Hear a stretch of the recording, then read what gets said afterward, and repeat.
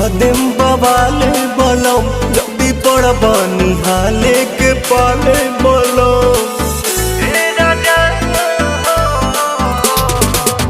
आँखी में हमारा जे आवे दे बयासु खालिम जहरिया पवन प्रियांशु।